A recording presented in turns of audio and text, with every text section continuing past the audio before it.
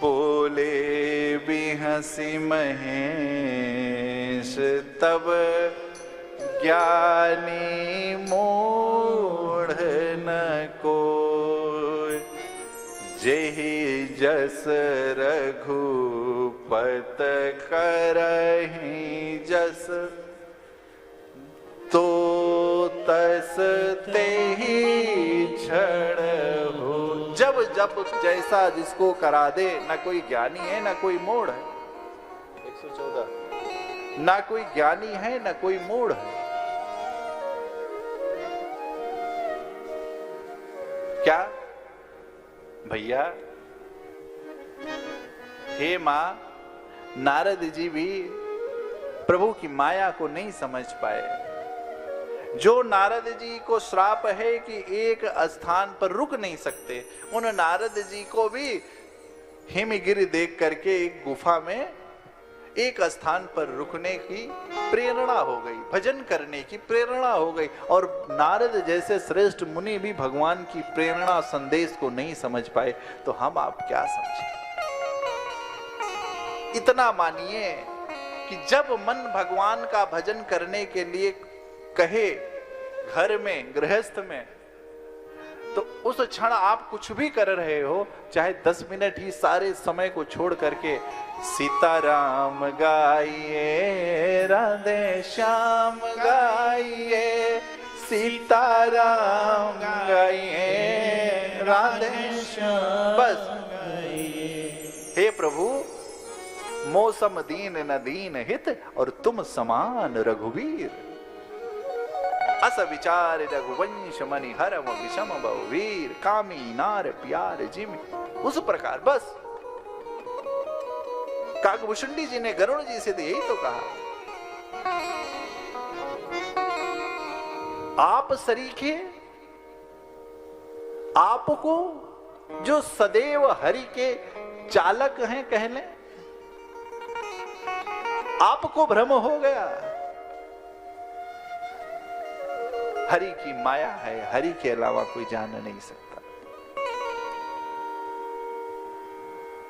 अपितु भगवान जब भी कोई संदेश देना चाहते हैं, कोई ना कोई लीला करते हैं।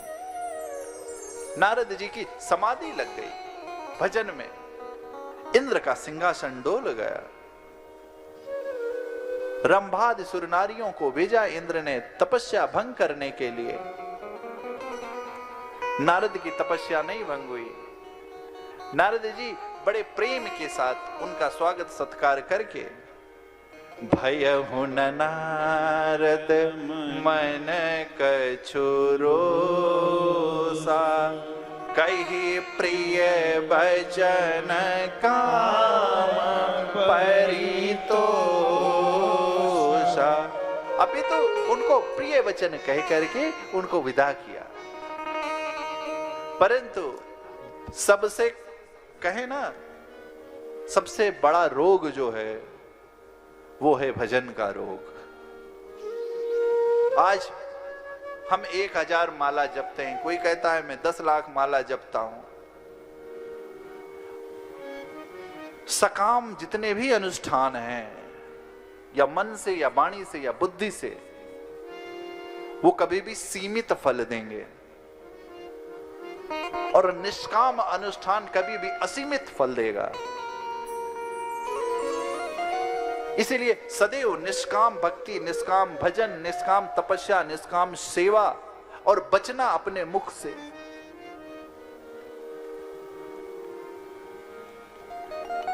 जिस दिन भाव निष्कामता का आ गया, निस्वार्थता का आ गया, निस्वार्थता का आ गया, आपकी प्रत्येक क्रिया में चमक आ जाएगी। ये देख लीजिएगा निज अनुभव। आप व्यापार भी, सेवा भी, दुकान भी, नौकरी भी, यदि ये भगवत सेवा समझ के करने लगेंगे तो आपका कोई मुकाबला नहीं कर सकता युवान भाई बहन। क्यों? क्योंकि फिर आपके अंदर वो तेज, वो ओज, वो शक्ति, वो विवेक, क्योंकि देते हैं ना भगवान, देते हैं तो क्या देते हैं? विवेक हित देते हैं। ऐसा विवेक दो। क्या विवेक दो? जिससे हम आपका भजन बना रहे हैं। आपकी विस्मृति ना हो। सबको यही दिया, सुतीक्षण जी को यही दिया, अगस्त जी को वही दिया, वाल्मीकि जी को यही दिया, सबको यही दिया। इधर भी कृष्णा अवतार में भी सबको यही तो दिया। अर्जुन को विवेक ही तो दिया था, और क्या दिया था? अर्जुन, तुम अपने युद्ध को बस इतना तुम निमित्त मात्र बनो, बस मैं जितना कह रहा हूं उतना करो, वैसे वैसे करो बस। अर्जुन को वो विवेक जब प्राप्त हो गया तो अर्जुन क्या हो गया? अर्जुन निर्भय हो गया। अर्जुन का जो बल था वो अर्जुन का बल और बढ़ गया। क्यों? क्योंकि भाई जब घर में कोई श्रेष्ठ होता है तो जो कनिष्ठ होता है उसको बहुत सोचना नहीं रहता, क्योंकि वो सोचता है कि वो देखेंगे, उनका काम है, पिताजी देखेंगे, भैया देखेंगे, दादा देखेंगे, या जो भी संबंध हो वो देखेंगे। तो उसका कनिष्ठ का क्या है? उसका बल बढ़ जाता है। यही तो राम कथा है। क्या हुआ? संपत्ति सब रघुपति कर आई, भरत जी करो राज। नहीं, ये मेरा अधिकार क्षेत्र नहीं है, ये तो भैया का अधिकार क्षेत्र। रसा रसातल चली जाएगी। क्या हुआ? अरे पत्थर को भी पिघल देना पड़ा। क्यों? क्योंकि राम रोष पावक तेज रही। सरस्वती जी ने कहा देवताओं से, आज पत्थर भी क्या हो गए? पुष्प बन गए, क्योंकि भरत भैया के चरणों में उष्णता ना लगे। क्योंकि झलका झलकत पायन कैसे, जैसे पंकज पर ओस पड़ जाए, कमल के ऊपर जैसे उतने कोमल। आप सोचिए भरत जी की तो राम जी की क्या स्थिति। अरे सुमंत्र जी देख करके, देख सुमंत्र नयन जल छत, आज करुणा रो पड़ी। सुमंत्र जी ने देखा, अरे जिसको पुत्र राजवेश में देखना था, आज वो जटाओं का मुकुट। देख सुमंत्र नयन जल छत।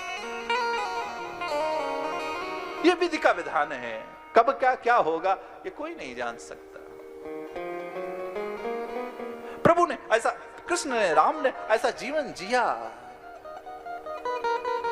ऐसा जीवन जी के हमको आपको शिक्षा प्रेरणा दी।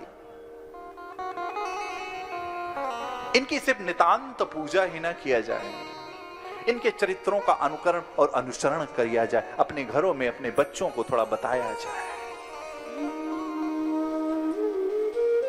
थोड़ा उतारा जाए। क्योंकि आज घरों में जो विश्वास खत्म हो रहा है, जो त्याग खत्म हो रहा है, जो संस्कार खत्म हो रहा है,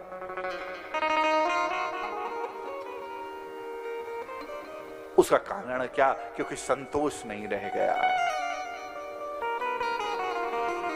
रामचरितमानस, भागवत जी जैसे ग्रंथ जिस धरा पर हो, उस धरा में इतना विकार आ रहा है, ये सोचने वाली बात है। जिस धरा पर ऐसे महान ग्रंथ हो, जिन ग्रंथों की प्राप्ति के लिए पता नहीं विदेश विदेश से लोग आते हैं, सिर्फ हमारे वृंदावन धाम और अवध धाम की धूल को मस्तक पर लगाने के लिए। जिस धाम में आहा खेलत खेल करें नृप लीला, इतना खेल में इतनी लीला कर डाले, जिन्होंने दधि ओटन लपटाए। इसी ब्रज कण में जो इन ब्रज की धूलियों में खेले हों,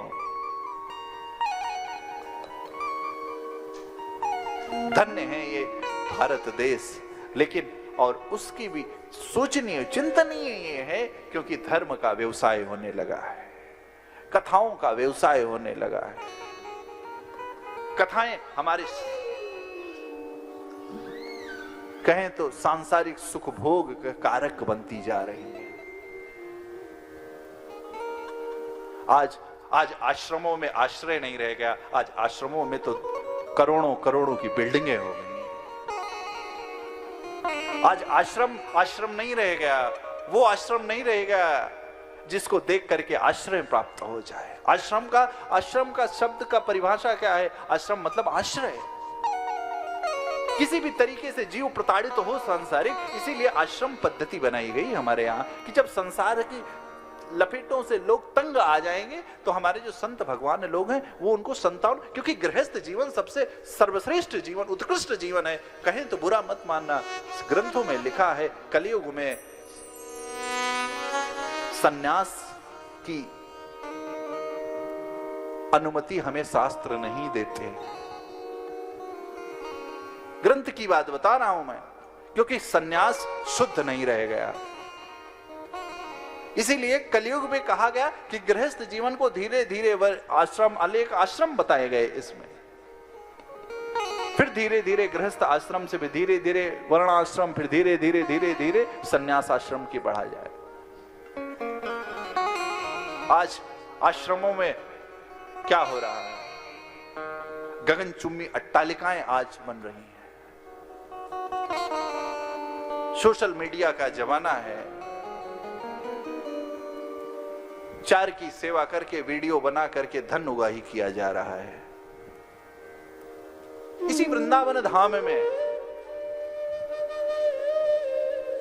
आज वही सबसे बड़ा ज्ञानी प्रकांड विद्वान बाबा है जिसके पास जितने बड़े बड़े अमीर चेले हैं।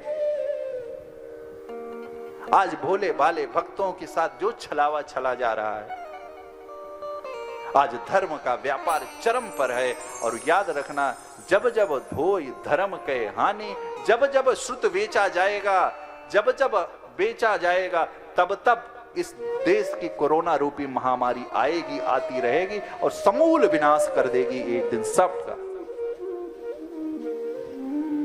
क्योंकि गोस्वामी जी ने कहा है, जो दूह लेंगे, बेच देंगे धर्म को, कथाओं को। आज कथाओं का फीस निर्धारित हो गई है। अब इससे भी बुरी गति स्थिति क्या हो सकती है? आज वो तो धन्य है कि कुछ ऐसे महात्मा हैं धरा पर जिनकी वजह से धरा टिकी है, जिनके भजन के प्रताप से, अन्यथा सर्वत्र विलय हो जाएगा।